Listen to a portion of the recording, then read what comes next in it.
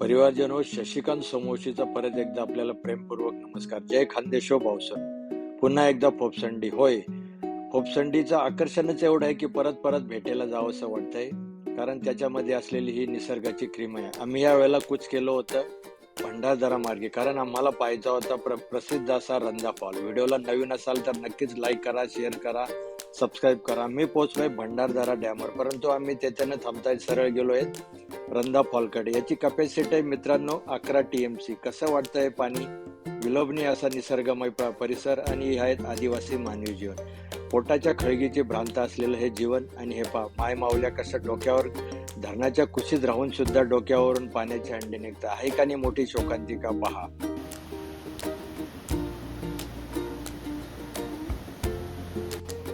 प्रसिद्ध असा रंधा फॉल जवळ नव्या जुन्या पिक्चर गाण्यांचे चित्रीकरण इथे झालं होतं. कटी पतंग, राजू दादा अशी काहीशी मस्की नावं.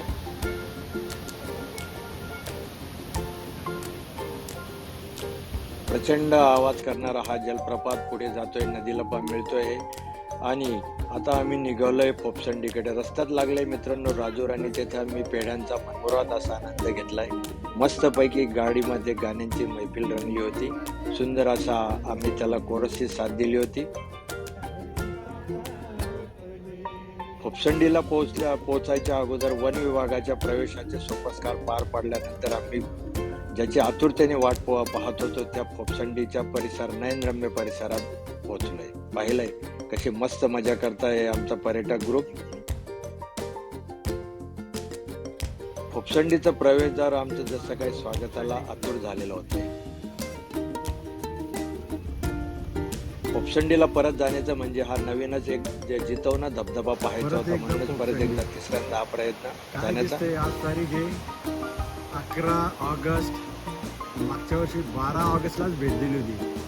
मित्र 25 मीटरवरचं सुद्धा दिसत नाही. समोर चालणारे व्यक्ती फक्त काळे आकृती दिसत आहेत.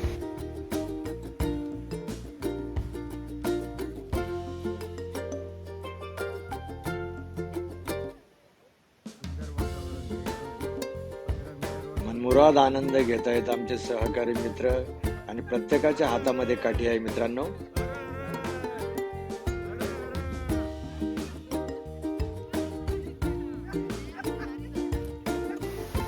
3 ते 4 फुटाची वेताची काठी आपल्याजवळ अत्यावश्यक, कारण चढ आणि उतर काहीसा आपल्या वयाच्या हिशोबाने आणि पावसाची पाऊलवाट काहीशी निसरडी झालेली असली, त्याच्यामुळे आपल्याजवळ काठी असणे गरजेचं.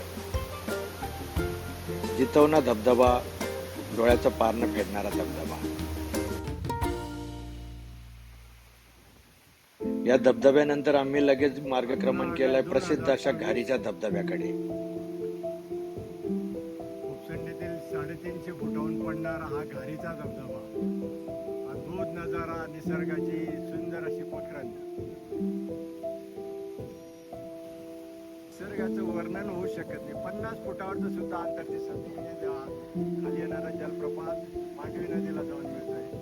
हे आमची गँग जाते 60+ जवळपास 26 लोक आहे आम्ही इथे.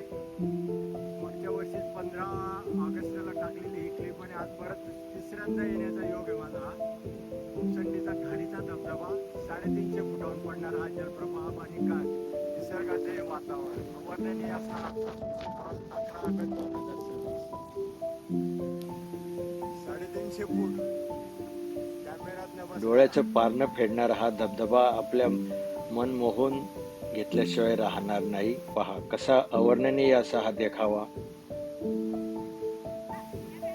आणि आमच्या बरोबर होते तेथील परिसरातील मार्गदर्शक गोविंद यांनी आम्हाला त्या परिसराची आणि या दोघेही धबधब्यांची परिपूर्ण अशी माहिती दिली. त्यांच्या सांगण्यानुसार उतरताना यथायोग्य अशी काळजी घ्यायची. त्याच्याकरता आपल्याजवळ जर काठी असली तर आपल्याला चढ आणि उतरणं हे दोघंही निश्चितच सुखकर होईल. आणि आपल्या वयामध्ये तर निश्चितच काठी आपण आवर्जून आणावी, अशी मी सगळ्या पर्यटकांना एक छोटीशी नम्रवजा सूचना करतोय. या धबधब्याबरोबरच आपण इथे पाहू शकतात कोंबड किल्ला, परंतु त्याच्यासाठी 1 दिवस पूर्ण लागतोय. आणि त्याच्याबरोबरच इथे आहे गुहेतील मानवी जीवन. जवळपास 3 ते 4 ठिकाणी इथे गुहा आहेत, आणि तिथे जवळपास प्रत्येक गुहेमध्ये एक एक दोन दोन कुटुंब राहतात. आदिवासी लोक पोटाच्या खळगीसाठी असे विविध उपाययोजना करतात, परंतु तेथे सुद्धा हिंस्र प्राण्यांचा काहीसा त्रास असतो. या धबधब्याची आमच्या काहीशा मित्रांनी नायगराची याला उपमा दिली होती, परंतु नायगराच आहे. नायगराची सुद्धा क्लिप आपल्याला काही कालावधीतच पाहायला मिळेल हे मी आश्वासन देतोय. व्हिडिओ आवडल्यास नक्कीच लाईक करा, शेअर करा, सबस्क्राईब करा. परत भेटूया नवीन क्लिपसाठी.